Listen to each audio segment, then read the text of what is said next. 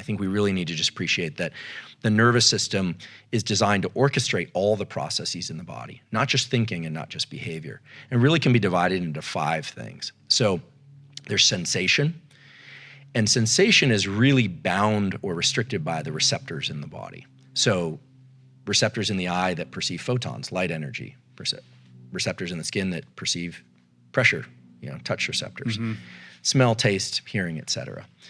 And the interesting thing about sensation and the fact that the nervous system needs to pay attention to sensation is it's non-negotiable.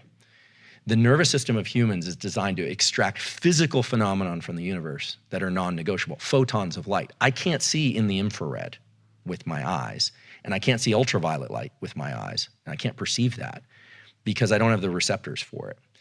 So, other animals can perceive some of those things, but that leads us to the next thing, which is perception, which is which sensations are you paying attention to? So all the time you're sensing things. Like right now, your feet are sensing the contact with your shoes, but you're not thinking about it until I say that, and then you shift your perception. Right. So perception is like this spotlight. So the brain wants to constantly bring in sensation. It's non-negotiable what's coming in. It's just dependent on your environment.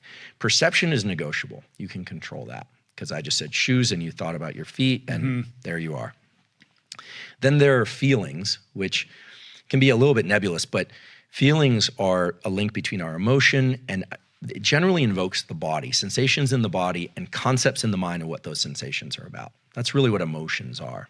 Animals definitely experience them. I'm kind of appalled to think that 10 years ago, people were like, do animals have emotions? Of course they have emotions, right? Because those are bodily sensations merged with some perception. So of course they do. And then there's thoughts. And thoughts are interesting because thoughts happen spontaneously. Think about like a web browser that's constantly giving you pop-ups. But thoughts can also be deliberate. So you and I can decide right now that we're gonna think about a plan for something, or we're gonna think about what's going on in the world. So thoughts happen spontaneously and they can be deliberate. And then the final thing is behaviors and actions. So the nervous system is responsible for sensation, perception, feelings, thoughts, and behaviors. And what's interesting, you start to think about that as you're like, okay, that's a lot, but what is the nervous system really trying to accomplish? Like on any given day or at any moment, what's it trying to accomplish? And it's really trying to accomplish one thing, which is to take perceptions of the outside world and merge those with perceptions of the inside world, what we call interoception, and to link those in a way that's operating on our environment in the appropriate way. So what do I mean by that?